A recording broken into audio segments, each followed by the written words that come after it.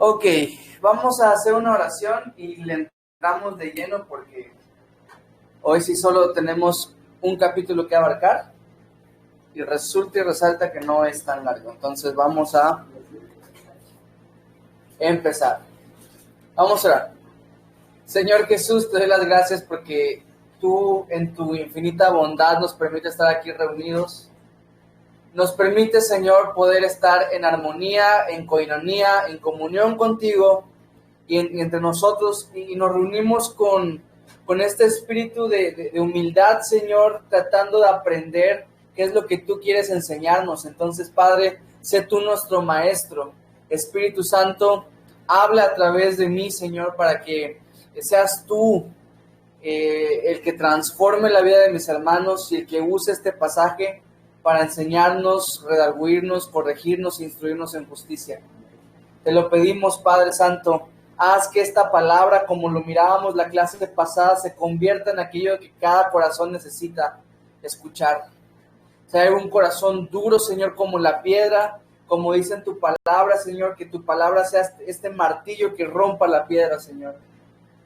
Si hay aquí algún corazón afligido, sé ese consuelo, Señor. Pero te pido sobre todas las cosas que Cristo sea exaltado y que aprendamos de lo que tu palabra enseña. Te lo pedimos en el nombre de Jesús. Amén, amén. Amén. Okay. Vamos a comenzar. ¿Qué es lo que vimos la semana pasada? La semana pasada hablamos del poder de su palabra, y al hablar del poder de su palabra, hablábamos también de... yo buscando la taza y la puse acá. Hablábamos de la parábola del sembrador, ¿se acuerdan? Que cada tierra representaba un corazón. Jesús, con todo conocimiento, le encerró en estos 4 terrenos básicamente todo tipo de respuesta a la palabra de Dios.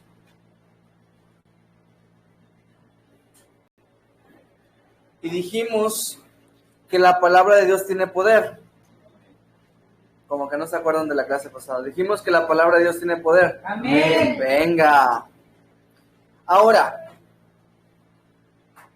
vamos a ver en este capítulo número 5 el poder de su corazón. Así lo he titulado, y eso no significa que no vamos a ir inductivamente, pero he titulado el poder de su corazón porque la semana pasada hablamos del poder de su palabra y vimos cómo las palabras de Jesús es poderosa en todo conocimiento, en todo crecimiento y en todo momento. Y hoy vamos a ver el poder de su corazón a través de las 3 historias que vimos en este capítulo. Como yo sé que ustedes ya lo vieron, pues va a ser un poquito más fácil para mí hablar de esto, de estas historias.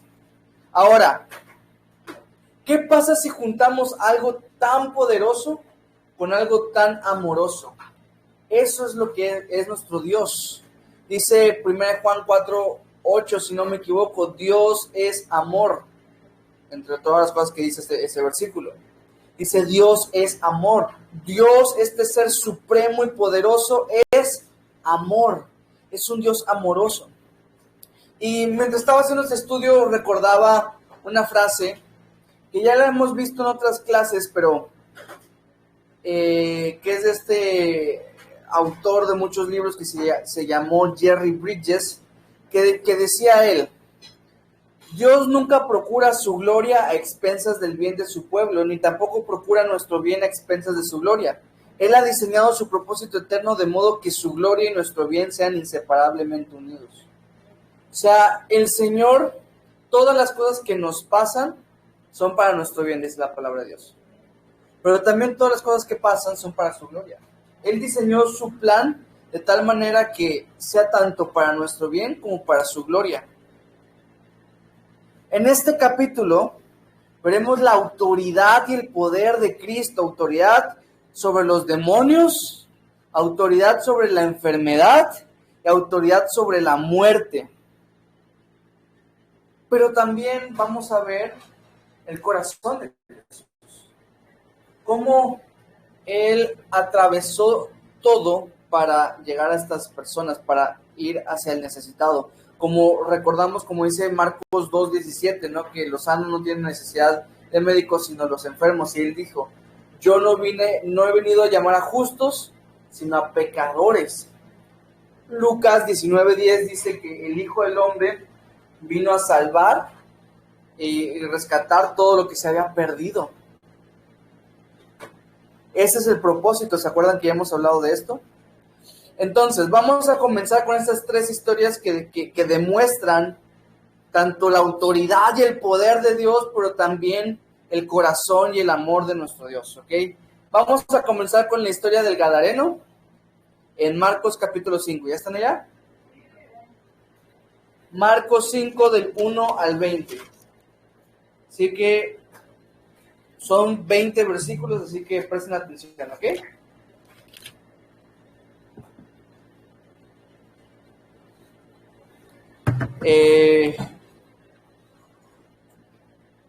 Adelante, mamá. Marcos 5 del 1 al 20. Fuerte, fuerte. Dice, vinieron al otro lado del mar, a la región de los Gadarenos.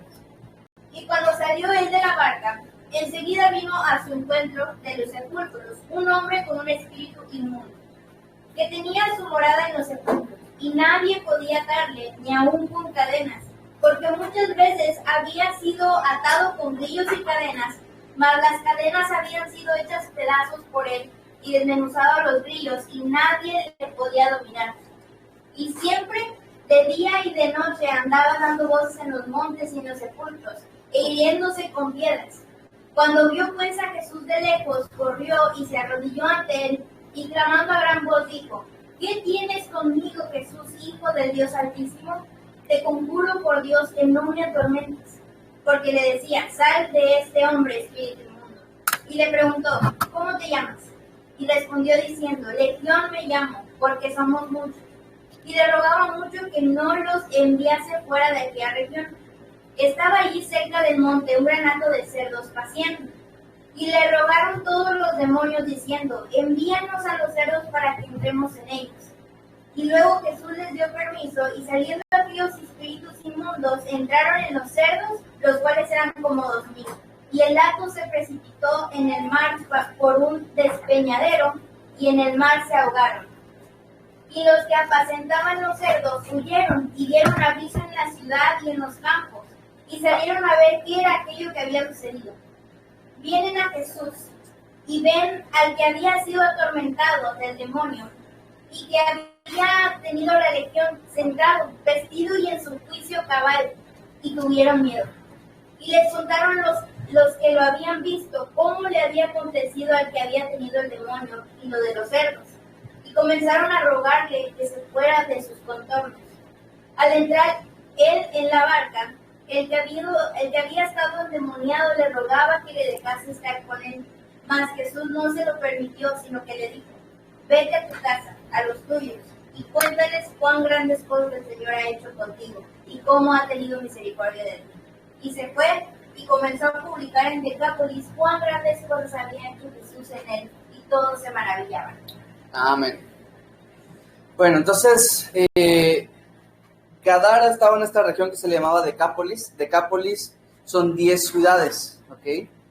Por eso se llama Decápolis. Decápolis, 10 ciudades.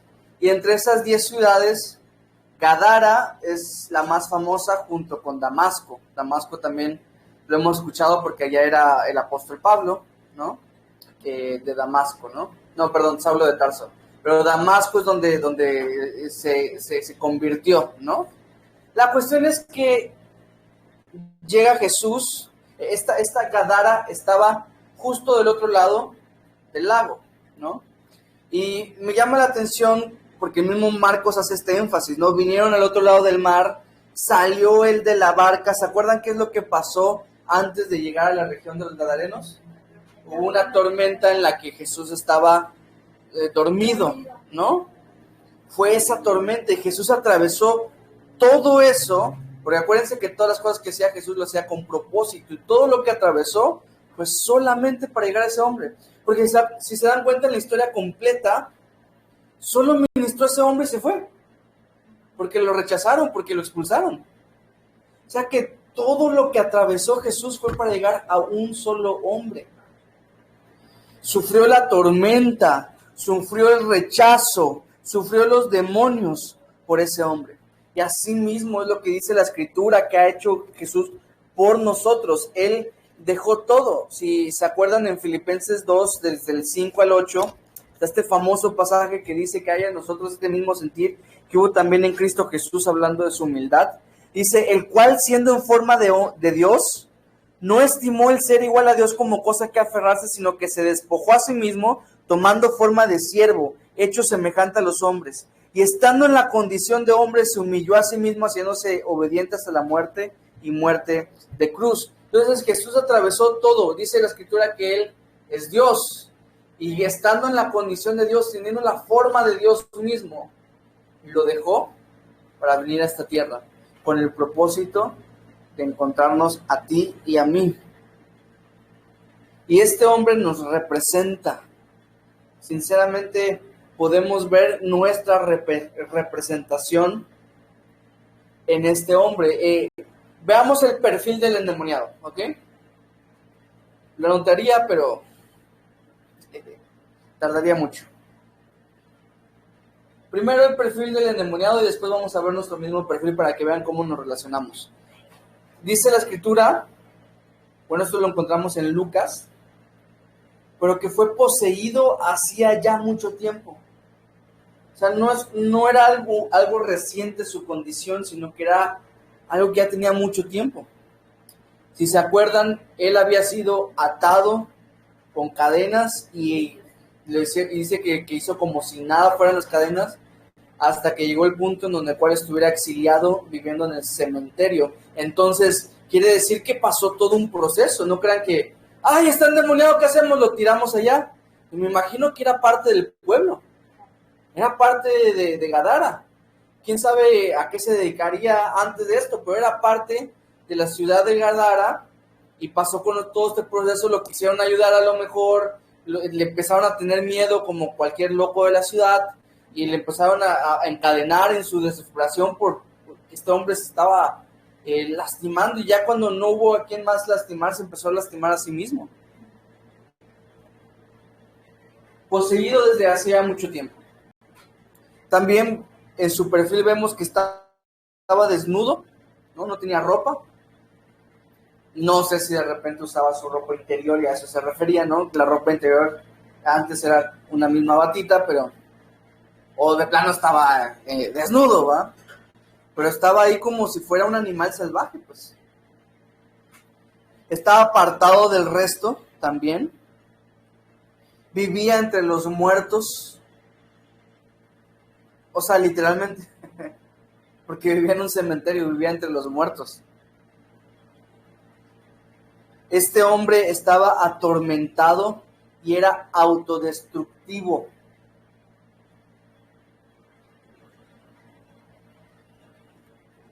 Pero nada menso, ¿no? Porque, los demonios, porque no lo mataban, pues, solo lo lastimaban seriamente. Si lo mataran tenía que ir a otro lugar. Y también era incontrolable, no lo podían sujetar a nada. De alguna manera los demonios dentro de sí le daban una fuerza sobrenatural. Y claro, acuérdense, sobrenatural, no es natural estar endemoniado. Lo curioso es que así piensan algunas personas que obra el Espíritu Santo, ¿no? Como si empiezan a convulsionar, empiezan a que no se pueden controlar, que tienen que estar gritando, que tienen que estar corriendo, que están empujándose. O sea, literal hay iglesias en donde de repente las personas se están pegando. Y dicen que eso lo hacen porque están llenos del Espíritu Santo. Cuando aquí vemos que ¿quién es el que hace esto? Los demonios, ¿no? Hasta que Cristo salió a ese encuentro. Pero yo les dije que este hombre nos representa. Entonces vamos a ver nuestro perfil, así como el de este hombre. Vamos a Efesios capítulo 2, versículos 1 al 3. Efesios 2 del 1 al 3. Este hombre tenía este perfil antes, hasta que Cristo llegó a su encuentro. Esa es una parte clave en esta historia.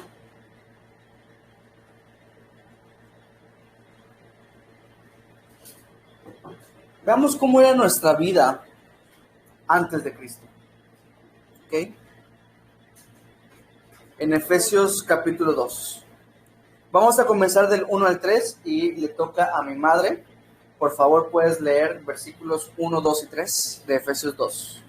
Y Él os dio vida a vosotros cuando estabais muertos en vuestros delitos y pecados, en los cuales anduvisteis en otro tiempo, siguiendo la corriente de este mundo, conforme al príncipe de la potestad del aire, el espíritu que ahora opera en los hijos de desobediencia, entre los cuales también todos nosotros vivimos en otro tiempo, en los deseos de nuestra carne, haciendo la voluntad de la carne y de los pensamientos, y éramos por naturaleza hijos de ira, lo mismo que los demás.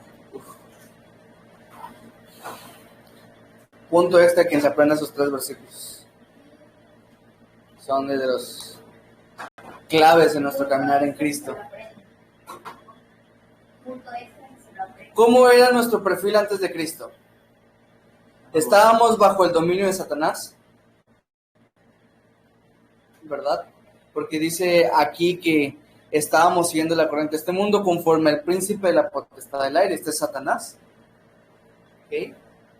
Así como este hombre estaba poseído, nosotros estábamos bajo el dominio de Satanás, siguiendo la locura de este mundo. Como con este hombre, que la gente creía que estaba loco y lo trataron como un loco.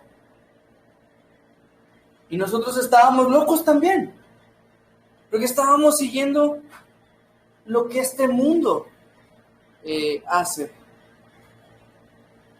Estábamos muertos en nuestro pecado. Así como este hombre vivía entre los muertos, nosotros vivíamos entre los muertos, pero también estábamos muertos nosotros mismos. Dice Efesios 2, 1 y 3 que éramos hijos de ira e hijos de desobediencia, ¿no? Pues la Biblia dice que Dios está irado todos los días con el impío. Pues éramos hijos de ira y éramos hijos de desobediencia, ¿va? Porque no nos interesaba mucho obedecer a Dios. Y de las peores cosas que veo en este versículo es que estábamos siguiendo nuestra propia voluntad, creyendo que nos hacía bien. Estábamos siguiendo nuestra carne, dice acá. Estábamos siguiendo lo que nosotros queríamos hacer. Hasta que Cristo salió a nuestro encuentro. Porque miren estos versículos. Todo lo que nos dice, y versículo 4, Efesios 2:4. ¿Cuál es la primera palabra que dice Efesios 2:4?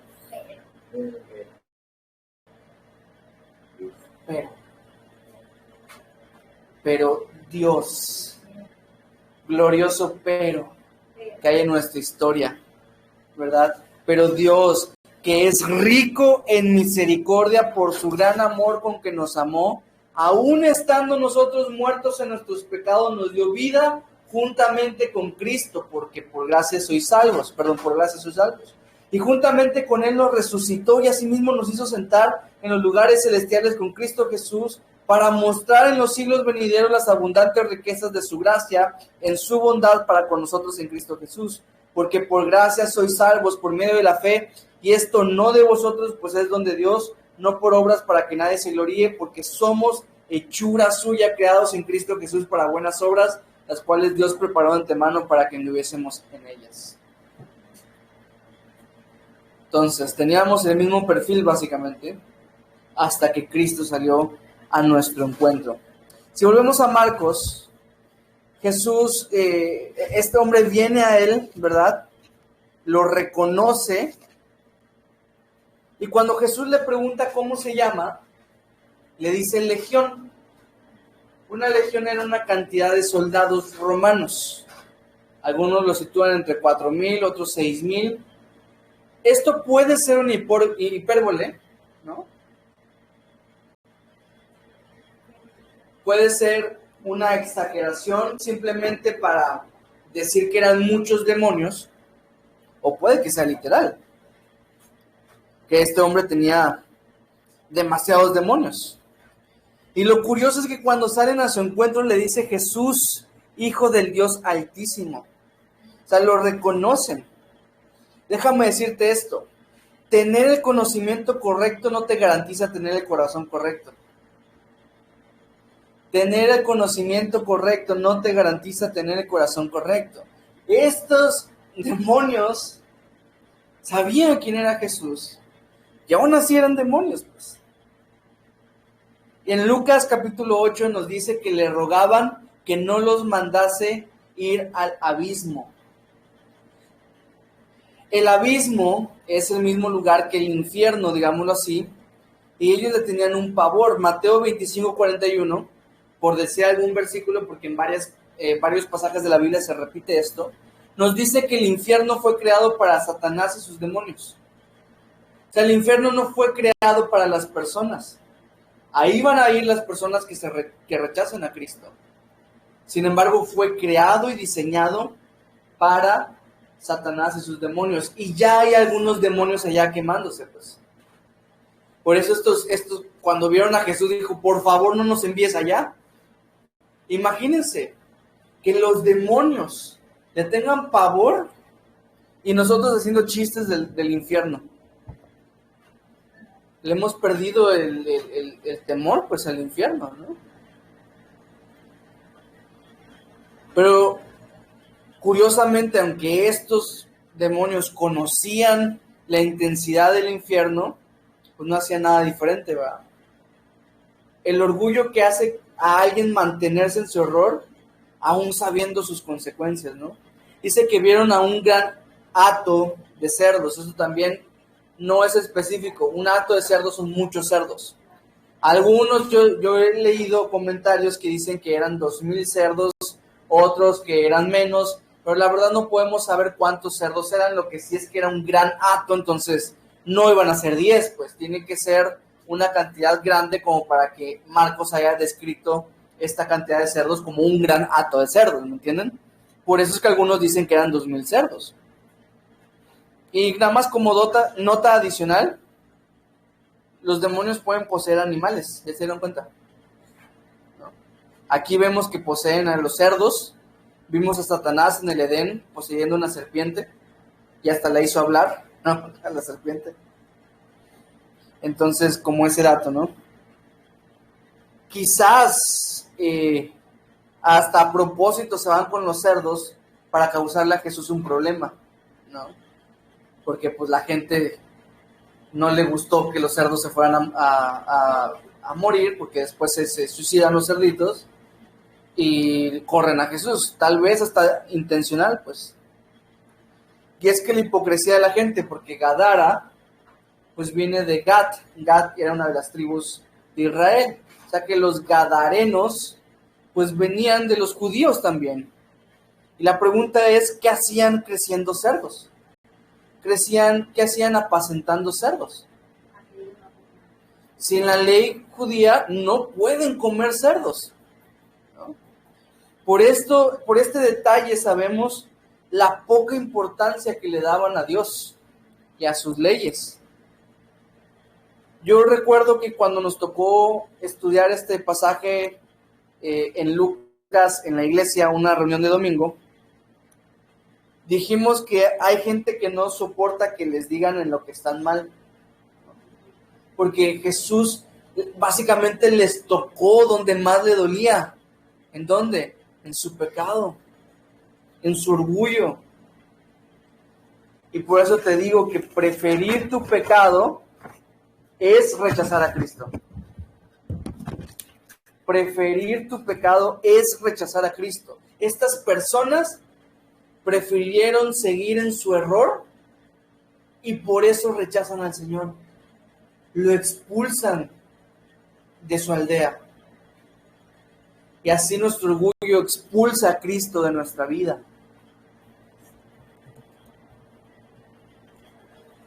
Pero vemos el desenlace de la historia en los versículos 18 al 20. Y ya que expulsan a nuestro Señor Jesucristo, dice que entrando él en la barca, el que había estado endemoniado, el ex endemoniado, le rogaba que le dejase estar con él. Y este era un deseo noble. Era un deseo válido, ¿no? El ex endemoniado quería estar con Jesús. Pero Jesús tenía otro plan para él. ¿Cuál fue ese plan? Mas Jesús no se lo permitió, sino que le dijo: vete a tu casa, a los tuyos, y cuéntales cuán grandes cosas el Señor ha hecho contigo y cómo ha tenido misericordia de ti. ¿Y qué hace el ex endemoniado? Se fue y comenzó a publicar en Decápolis cuán grandes cosas había hecho Jesús con él, y todos se maravillaban. Exactamente, obedeció. Aquí vemos el corazón del ex endemoniado. Uno de los primeros misioneros que vemos en la Escritura, ¿no? Fue este ex endemoniado. Lucas nos dice que cuando llegan las personas, este hombre ya estaba vestido. A los pies de Jesús estaba. En su juicio cabal, dice. Pero este hombre no tuvo estudios, no tenía experiencia, ni siquiera fue bautizado. Un misionero que no fue bautizado, como sacrilegio. Él solo sabía cuán grandes cosas había hecho Jesús con él. Y yo te digo esto, si al menos sabes esto, tienes todo lo necesario para ir y compartir. Si al menos sabes las cosas que ha hecho Jesús contigo, ese es el método evangelístico suficiente que Dios puede usar. Ahora, no debe ser el único, porque mientras vas, sigues aprendiendo, mientras aprendes, sigues predicando, y mientras predicas, sigues aprendiendo, mientras aprendes, sigues predicando. Ese es el ciclo del crecimiento, dijimos la semana pasada. Escuché, no me acuerdo hace cuánto, que le llamaron el círculo virtuoso, ¿no? En vez de círculo vicioso, ¿no? Virtuoso. Pero el gadareno hizo su trabajo. ¿Y saben cómo yo sé que el gadareno hizo su trabajo? Marcos capítulo 7, versículo 31. Dice: volviendo a salir de la región de Tiro, vino por Sidón al mar de Galilea, pasando por la región de Decápolis, y le trajeron un sordo y tartamudo y le rogaran que le pusieran la mano encima. O sea, Jesús, cuando regresa a Decápolis, la gente lo recibe. ¿Qué quiere decir? Que el gadareno hizo su trabajo. Hizo su trabajo. ¿Vamos bien con esta historia? La primera historia fue la historia del gadareno, y aquí vemos el poder del corazón de nuestro Dios. Y dijimos, la primera zona, la primera área donde vemos la autoridad de Jesús en este capítulo es entre los endemoniados.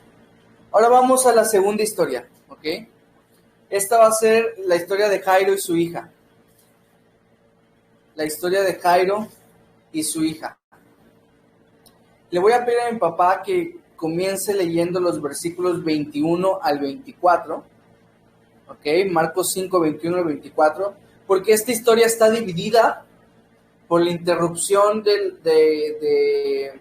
milagro que Jesús le hizo a la mujer del flujo de sangre, que nos la vamos a brincar para hablar de ella más detalladamente, y nos vamos a enfocar ahorita en la historia de Jairo y su hija. Así que vamos a comenzar leyendo Marcos 5, 21 al 24, ¿ok? Fuerte, por favor. Pasando otra vez Jesús en una barca a la otra orilla, se reunió alrededor de él una gran multitud, y él estaba junto al mar. Y vino uno de los principales de la sinagoga, llamado Jairo, y luego que le vio, se postró a sus pies, y le rogaba mucho, diciendo: mi hija está agonizando, ven y pon las manos sobre ella para que sea salva y vivirá. Fue pues con él, y le seguía una gran multitud, y le apretaba. Amén. No saben cuánto me he deleitado en esa historia. Dice el 21, pasando otra vez Jesús en una barca a la otra orilla. No. Yo me imagino a los discípulos como, Señor, otra vez. Acaba de salir esta tormenta porque no hicieron ni un día en Gadara, ¿no? ¿Saben? Gadara los rechazan y tienen que volver por la misma barca que acaban de ellos temer por su vida, ¿no? Pero enseguida cruzó, llegando al otro lado, se le amontona a la gente y tiene que hacer milagros. No hubo descanso, pero tampoco hubo queja de nuestro Señor. ¿Se dan cuenta? Ahora, Jairo. Su hija no sabemos cómo se llama, pero este era uno de los principales de la sinagoga. Y más adelante lo llaman el principal de la sinagoga. Y siendo el principal de la sinagoga, se humilló ante Jesús. O sea, tal vez nosotros no vislumbramos lo que estamos presenciando, ¿me entienden? Pero siendo uno de los principales, o sea, ¿se acuerdan? Los fariseos estaban en contra de Jesús. Los escribas, algunos saduceos y toda esta gente religiosa del momento, entre ellos, principales de la sinagoga, estaban en contra de Jesús.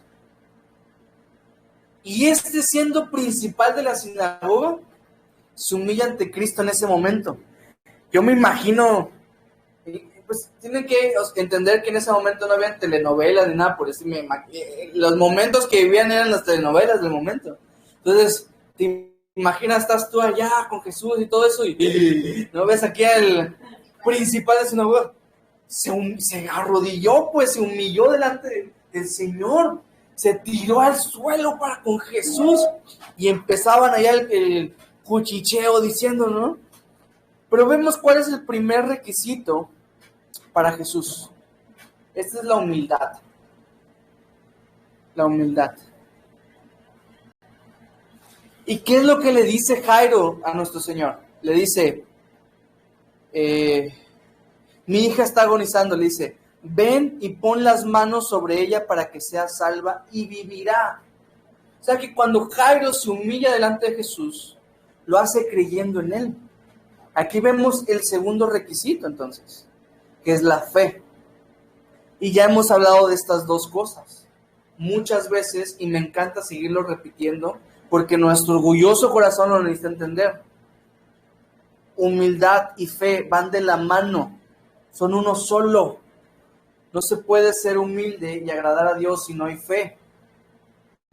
No se puede tener fe si no eres humilde. Así de sencillo, van de la mano.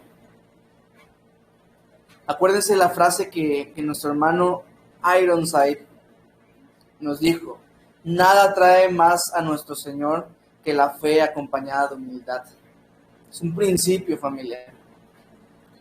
Y es que siempre ha sido por fe. Hebreos 11:6 nos dice que sin fe es imposible agradar a Dios. Es imposible. Habacuc 2:4, entre todas las cosas que... Bueno, de hecho, se habla del corazón orgulloso. Habacuc 2:4. No había notado que también habla de la humildad. Fíjense. Porque dice, he aquí aquel cuya alma no es recta se enorgullece, mas el justo por su fe vivirá. Siempre ha sido por fe. El camino hacia Dios siempre ha sido la fe y siempre ha sido en contra del orgullo. Jairo no vino como un principal de la sinagoga. Jairo vino como un siervo porque se puso a sus pies. Al ponerse a sus pies, bajó su posición. Y para este punto, para esta primera parte de la historia, su hija aún no había muerto. Y él hace esto. Pero vamos a la siguiente parte de la historia. Porque ustedes saben que Jesús fue interrumpido acá por el milagro de la mujer del flujo de sangre. Y ahorita vamos a regresar a esto. Pero vamos a una pausa. O más bien vamos a adelantarnos a la historia para continuar a ver qué pasó con Jairo y su hija al versículo 35 al 43. En esta ocasión le voy a pedir a Tia Coqui si por favor puede leer Marcos 5 del 35 al 43 para continuar y para que sigamos viendo qué es lo que pasó con Jairo y su hija al 43.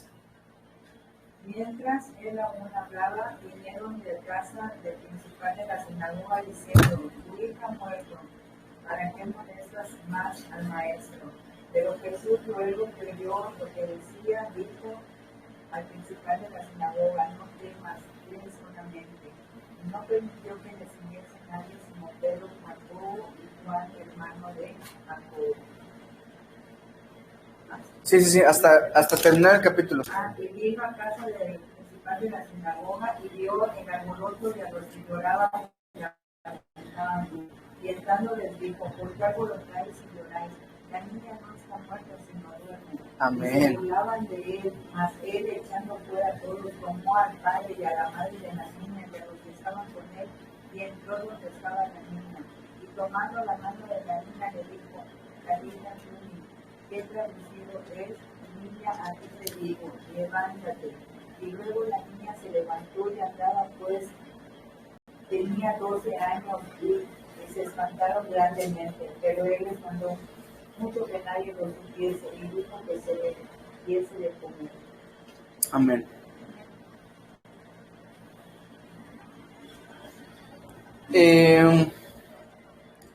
Mientras él aún hablaba, ¿con quién? Con la mujer del flujo de sangre. Jesús aparentemente se tardó, ¿no? Por el milagro de la mujer. Quisiera que nos pusiéramos en los zapatos de Jairo. Encuentras a Jesús, accede a hacerte el milagro. Estás tú esperando, probablemente estaba viendo su reloj cada rato, ¿no? Viendo cómo sana a esta señora y diciendo: así va a sanar a mi hija, ahorita la va a sanar, ¡qué increíble! Prueba, el mundo te dice ver para creer. Mira, primero Jairo creyó y después vio que el milagro se pudo hacer.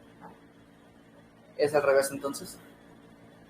Está así asombrado con ese milagro y está diciendo: ya quiero llegar, ¿no? Ya quiero que mi hija se sane. De repente llega alguien y le dice: tu hija ya murió, ya no lo molestes, ya está muerta. ¿Te imaginas lo que sintió Jairo? O sea, en ese momento se le fue la vida, pues, ¿no? A lo mejor Jairo pensaba: ¿por qué se está tardando tanto?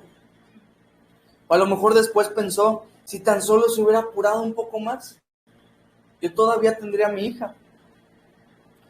A lo mejor pensó: ahora sí ya no hay nada que hacer. Pero en ese momento Jesús le dice: no temas, sino cree solamente. Solamente cree. Como si nuestra solución pensada fuera la única solución que existe. Porque cuando nos enfrentamos con problemas, pensamos en una solución, ¿no? Creemos: si tan solo tuviera esto, creemos, es que le voy a hacer de esta manera, como si nuestra solución que estamos pensando fuera la única que existe. Pero Dios tiene otros planes. Y me encanta esta historia, y me encanta porque ya vimos que Jesús, dormido, aún está obrando y aún es poderoso, ¿no? Y Jesús, tardándose, aún tiene un plan y aún es poderoso. Entonces no te afanes.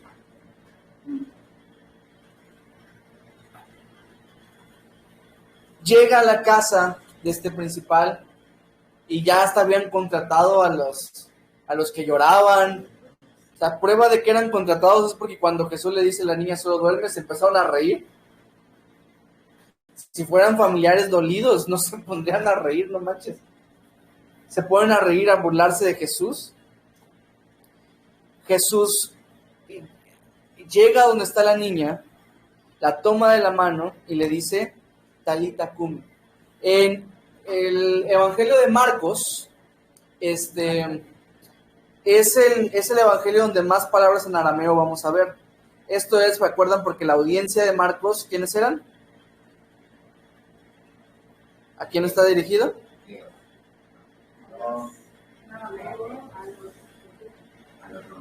A los romanos. Mateo está dirigido a los judíos. Cuando tú leas Mateo, vas a ver mucho. Y esto se dijo para que se cumpliese la profecía por el profeta, no sé qué. No va a explicar Mateo casi ninguna de las tradiciones porque está escrito a judíos, porque los judíos ya conocen las tradiciones. Lucas está escrito a los griegos, a los gentiles. Lucas es un evangelio que, como él mismo es griego, como él mismo es gentil, él dirige hacia los gentiles. Juan es el evangelio universal, no tiene en público, él escribió para todo el mundo. Por eso cuando hay un nuevo creyente se le recomienda primero leer Juan, porque es dirigido para todos. Marcos fue dirigido para los romanos. Acuérdense que esa es la razón por la cual Marcos está tan deprisa, tan así, vamos, contra esto y el otro. Los romanos, ¿ok? Y otra prueba de que está escrito en los romanos es que escribe muchas de estas palabras en arameo. Ya vamos a llegar a otras. Pero acá le dice Talita Kumi, que traducido es: niña, a ti te digo, levántate. El nuevo diccionario bíblico, así se llama el diccionario, nos dice que Talita viene de una raíz que significa cordero, ¿no? Como era un término afectivo que le decía alguien a un niño, ¿ok? Ya ves que no es lo mismo decirle chamajo, ¿no? O decirle bebecito, decirle, pues no sé, de alguna manera, chiquito, ¿no? Así decimos nosotros, como con cariño. Eso es lo que está haciendo Jesús. Está hablando con un término afectivo. Así se acuerdan como en Gálatas 4:6, entre otros pasajes, que nos dice que el Espíritu nos ha dado espíritu de adopción por el cual clamamos ahora Abba Padre. Abba, que significa papá, papito, ¿no? El contrario de papito, pues, porque eso es del hijo hacia el padre, es Talita. Talita es del padre hacia el hijo. Y le hablan un término afectivo también. ¿Ok? Romanos 4:17 es básicamente esta historia en versículo, porque dice que el Señor le habla las cosas que no son como si fuesen. Que esta niña estaba muerta, ya no escuchaba, pero Jesús le habló como si estuviera viva, pues le dijo: niña, levántate, ¿no? Te digo, levántate. Ese es el poder de nuestro Señor y su compasión, ¿verdad? Esta historia me hace entender tantas cosas, entre ellas que nunca es tarde cuando tu esperanza es Cristo. Siempre va a llegar a su tiempo, en su momento. Eclesiastés 3:11 nos dice que todo lo hizo hermoso Dios a su tiempo. Pero énfasis, familia, a su tiempo. Yo sé que muchas veces nos podemos desesperar, muchas veces tú y yo podemos pensar en que Dios, ¿hasta cuándo? Como le dijo el profeta Habacuc. Pero podemos descansar en que Dios tiene un plan. Era Eclesiastés 3:11 para quien no lo notó, ¿ok? Tal vez no va a ser de la forma que nosotros queremos, pero sí será en la forma más eficaz y en la forma más necesaria para nosotros. Por eso Jesús le dijo: no temas, cree solamente. Y yo quiero hacer énfasis en el solamente, ¿ok? Porque no le dijo, cree y haz algo. Cree y haz un plan, ¿no? Cree y obra. Él le dijo, cree solamente. Dios obra a su tiempo y conforme a su propósito. Acuérdense que todas las cosas son para darle la gloria y para nuestro bien. Como vimos en la frase de Jerry Bridges al principio. Entonces, sí, familia, ¿estamos con esta historia? Vamos a la última historia, ¿ok? Hoy vamos rápido. Creo que ya nos acostumbramos a correr, ¿no? Sí. Como que Marcos nos ha hecho ir rápido. Este es un capítulo muy corto también.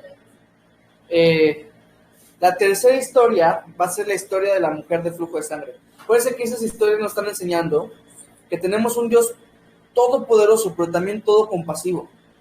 Que es un Dios que tiene el poder sobre los endemoniados, sobre la muerte, ya vimos, y ahorita vamos a ver el poder que tiene nuestro Dios sobre la enfermedad. Y una enfermedad tan grave como la que vamos a ver, y sin embargo, no solamente tiene poder, porque Dios podría ser poderoso y malo. Podría ser todopoderoso y no hacer nada, ningún bien a nadie más. Sin embargo, ese no es el caso con nuestro Dios. Nuestro Dios es bueno. Amén. Amén. Y en su bondad utiliza su todo poder para nuestro bien. Entonces vamos a leer, ahora le toca a Juancho, el versículo 25 al 34. Marcos 5, 25 al 34. Nos estamos regresando, pero acuérdense porque hubo allá esta historia sucede en medio de la historia de la hija de Jairo. Así que vamos a comenzar a leer Marcos 5, 25 al 34. Pero una mujer que desde hace 12 años padecía de flujo de sangre y había sufrido mucho de muchos médicos y gastado todo lo que tenía y nada había aprovechado, antes le iba peor. Cuando oyó hablar de Jesús, vino por detrás de entre la multitud y tocó su manto, porque decía, si tocare tan solamente su manto, seré salva. Y enseguida la fuente de su sangre se secó, y sintió en el cuerpo que estaba sana y aquel azote. Luego Jesús, conociendo en sí mismo el poder que había salido de él, volviéndose a la multitud, dijo, ¿quién ha tocado mis vestidos? Sus discípulos le dijeron, ¿ves que la multitud te aprieta? Y dices, ¿quién me ha tocado? Pero él miraba alrededor para ver quién había hecho esto. Entonces la mujer, temiendo y temblando, sabiendo lo que en ella había sido hecho, vino y se postró delante de él y le dijo toda la verdad. Y él le dijo, hija, tu fe te ha hecho salva, ve en paz y queda sana de tu azote. Amén. Vamos a entrar entonces en el contexto, ¿ok? Esta mujer, a este flujo de sangre se le conoce médicamente como menorragia, que es este flujo abundante de sangre. Es como tener básicamente la menstruación todo el tiempo, o seguido por lo menos, y abundante, ¿no? Nunca sale tan abundante que la persona se pueda desangrar, ¿ok? Nunca sale así. Sin embargo, pues sí es doloroso, es incómodo y entre otras cosas, pues insufrible, me imagino. Y esta mujer la tenía desde hacía 12 años. 12 años. Claro, ahorita vamos a ver eso, pero 12 años y hay que entrar en el contexto también. En ese momento no habían toallas sanitarias, no había ninguna de esas cosas, pues pastillas para los cólicos, o sea, no había nada de eso. En ese momento, o sea, todavía peor, imagínense, 12 años. ¿Cuántos días son? ¿Cuántos meses son? ¿Me entienden? O sea, es impresionante lo que esta mujer sufrió. Sufriendo mucho de muchos médicos, dice acá, ¿no? Probablemente ya había llegado a una desesperación, ¿no? Yo digo probablemente, yo creo que ya había llegado a una desesperación, ¿no? 12 años buscando entre médico y médico y médico y médico y nada. Y no solamente eso, sino que todos los médicos cobraban y se quedó sin recursos. No dice que había gastado todo cuanto tenía, o sea que ya era pobre. Con esta condición, sin dinero, sin esperanza, y por la ley tenía que ser repudiada por esta condición. Tal vez hasta vivía ocultándose todo el tiempo, ¿no? No lo podían tocar porque si la tocaban, la persona que lo tocaba tenía que hacer un ritual de purificación y entregar no sé qué cosa al sacerdote. O sea, había toda una ley para eso. Acuérdense que Dios dejó las leyes también para cuidar al hombre, y como esto era algo de higiene, algo de salud, pues Dios también hace que si alguien está en contacto con una persona así, de hecho cuando las mujeres tenían su menstruación, tampoco le podían estar con sus esposos ni nada por el estilo, porque también tenían que pasar por este ritual de purificación para limpiarse. Entonces, no podía ni estar en una casa bien esta mujer. Y dice que antes le iba peor, ¿no? O sea, no mejoraba. Me recuerda un poco la historia de Job, ¿no? Que antes de mejorar todo le fue peor. O sea, le fue quitándose todas las cosas. Y eso es lo que pasó a esta mujer también. En un sentido, pues, porque fue perdiéndolo todo, y nunca mejoró, sino que se empeoró. Fíjate que los doctores del mundo te quitarán todo lo que tienes y no te curarás. Charles Spurgeon, cuando habló de esta historia, él decía que ponemos nuestra esperanza en el doctor pecado, en el doctor religión, en el doctor yo puedo solo, en el doctor conocimiento, y no te vas a curar de todas maneras. Hechos 4:12 dice que en ningún otro hay salvación, porque no hay otro nombre en la tierra, ¿no?, dado a los hombres en que podamos ser salvos, solamente en el nombre de Jesús. Solo el doctor Jesús puede salvarte. Acuérdense que mismo Jesús se autonombró el médico, ¿no? Los sanos no tienen necesidad de médicos, sino los enfermos. No he venido a llamar a justos, sino pecadores. Y Él está esperando para recibirte. Fíjense estas tres historias.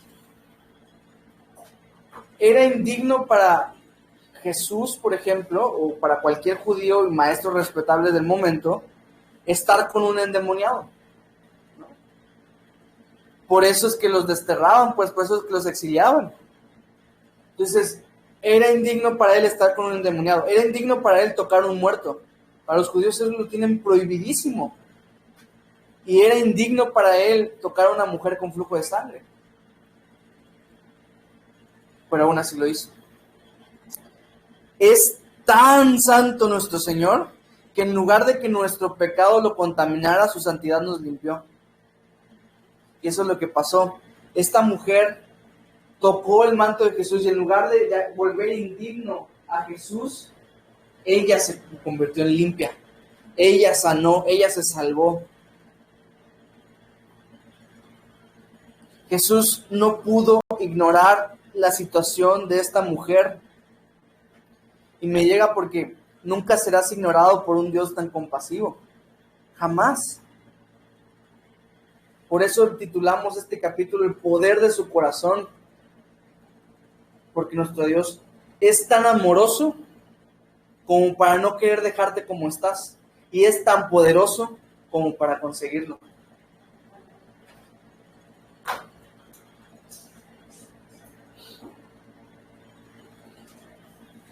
En esta historia vemos que varias personas tocaron a Jesús o fueron tocadas por Jesús, pero solo una se sanó. Porque no todo contacto con Jesús salva, sino solo el que se hace con fe. ¿Va? Muchas personas hoy en día dicen haber sido tocados por Cristo, pero no quiere decir que sean salvos o que hayan sido sanados. ¿Va? Hay que hacer este énfasis y distinción. No fue el manto lo que sanó a la mujer. No fue su esfuerzo que hizo para arrastrarse entre toda la multitud y tocar a Jesús. Y se imaginan, cuando escucharon que era una mujer que tenía flujo de sangre, todas las personas alrededor como, me tocaste, ¿no? Fue su fe. Digo porque van a haber charlatanerías que te van a decir cosas como lo del sudario de Cristo, que está bendito. Mira, este es con lo que le quitaron el sudor a Cristo y lo tenemos acá. Y creo que hasta dicen que tiene la forma del rostro del Señor, ¿no? No es el manto lo que sanó a esta mujer. Le dijo, hija, tu fe te ha salvado. Aún si tuviésemos la tecnología para tener la ropa que Jesús usó hace 2000 años, eso no es lo que nos salvaría. Familia, uno de mis sueños es ir a conocer Israel. Pero no crean que Israel, ahí como muchos pastores que regresan de Israel, me acuerdo, los que he conocido, regresan con aceite para ungir, ¿no? Pero viene de Israel, entonces está bendecido. Eso no es lo que hace. No tenemos la bendición porque vienen de un lugar. Me muero por conocer Capernaum porque todavía está en las ruinas de Capernaum y ahí le tienen puesto bien bonito la ciudad de Jesús y cosas así. Me encantaría verlo. Pero no me voy a traer una piedra diciendo, miren, como dicen que hay una iglesia acá que dicen que trajeron una piedra de Israel y la pusieron en el centro y esta es la primera piedra, Señor, para que bendigas este templo. Eso no es lo que bendice, pues. Lo que bendice es Cristo, es Dios. ¿Ok? Vamos a finalizar haciendo una comparación entre la niña y la mujer.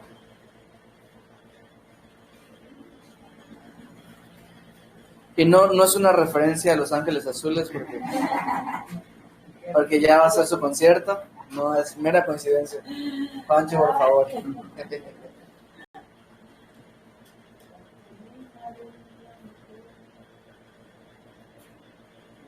Si se dan cuenta, los dos pasaron 12 años.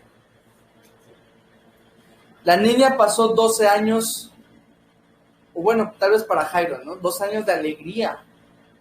Era la alegría de Jairo, la alegría de sus papás. En cambio, esta mujer pasó 12 años de agonía.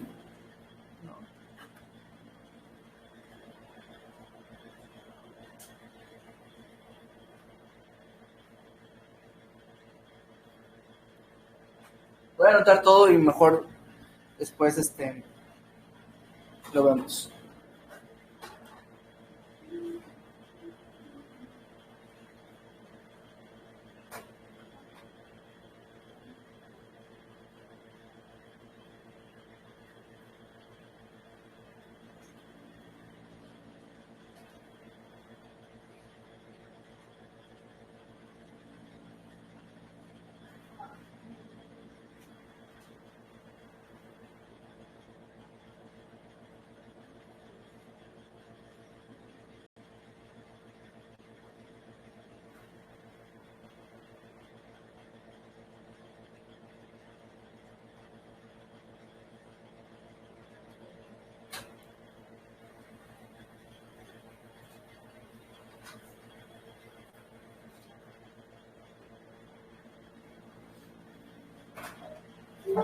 Mientras lo anotan,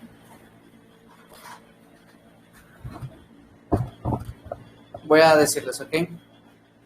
La niña, pues pasaron 12 años de alegría, mientras que con la mujer 12 años de agonía, ¿no? Con la niña la sanidad fue secreta, ¿no? Solo Pedro, Juan y Jacobo, que eran el círculo cercano de Jesús, era conocido como los íntimos de Jesús, ¿verdad? Los 3 discípulos más cercanos. Leí un comentario que decía, a lo mejor Jesús los quería tener cerca más a ellos porque eran más difíciles de controlar. Sin embargo, con la mujer fue público, todo el mundo vio ese milagro. Con la niña se tardó, énfasis en las comillas, porque sabemos que no hay tardanza en el plan perfecto de Dios, pero se tardó, digámoslo así. En cambio, con la mujer fue al instante.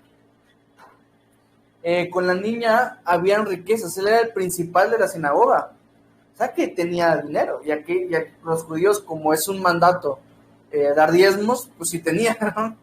No como la iglesia de hoy, que como es voluntario, pues ya. En cambio aquí la mujer había gastado todo cuanto tenía, entonces tenía pobreza, ¿no? Pero hay algo en lo que ambas historias tenían en común. Era la fe. La fe tenían en común. Por su fe, la niña fue resucitada. Por su fe, la mujer fue sanada de su enfermedad. Entonces siempre la fe es la clave. Vamos a terminar este capítulo y esta clase en sí hablando de los principios de servicio que siempre hacemos, ¿ok? Principios de servicio. ¿Qué podemos aprender de este evangelio que nos exhorta tanto al servicio, a imitar a nuestro Señor Jesucristo en su servicio? ¿Qué podemos aprender para nosotros aplicar en nuestro servicio? Se me ocurrieron estos, tú puedes ahí anotar unos diferentes si quieres, extra.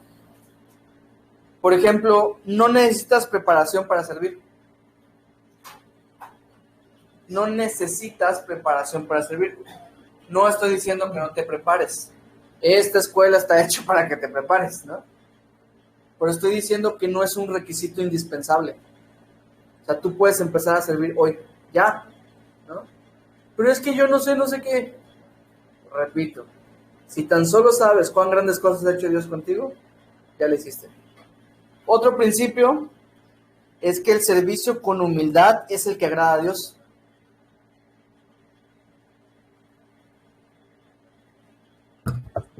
Dios no quiere personas con el pecho inflado acá que estén alardeando su servicio.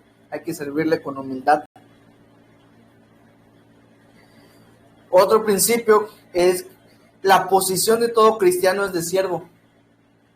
La posición de todo cristiano es de siervo, como Jairo no vino como el principal de la sinagoga, por favor hágase todos un lado, yo voy a ir directo con Cristo, que me tiene que escuchar a mí antes que a todos ustedes. Él vino y se humilló. Nuestra posición no es el principal de la congregación, es el siervo.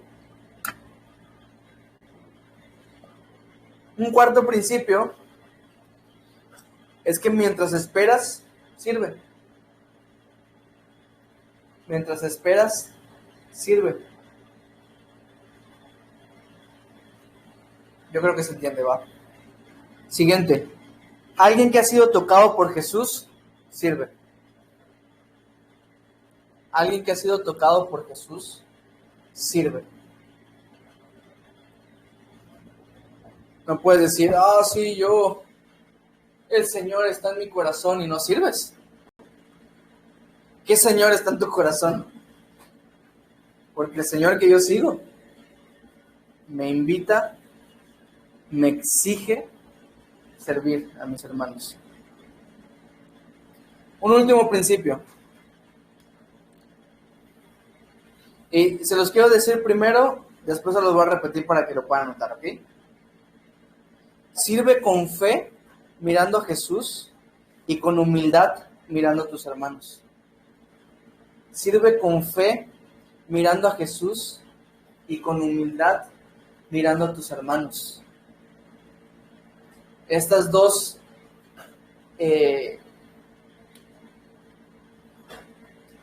cualidades, características, estas dos cosas que hemos visto una y otra vez, que es la fe y la humildad, son necesarias para nuestra vida con Jesús.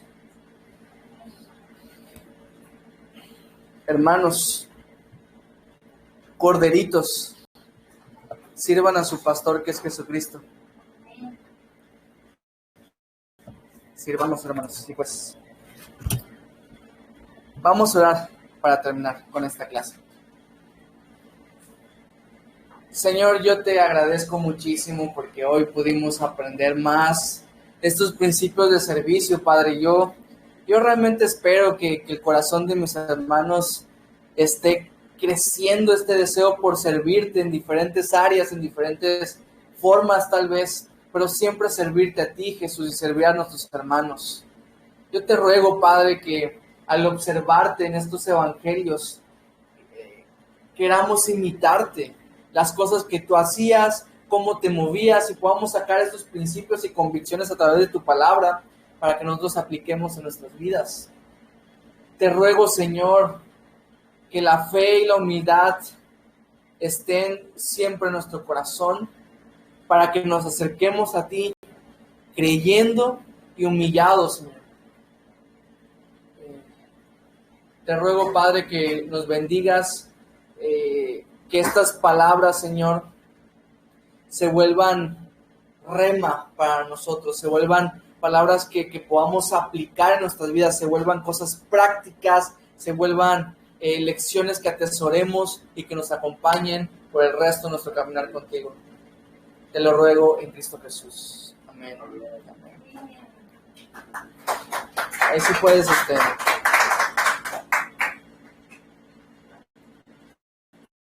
pues nunca lo hacemos, pero alguien tiene alguna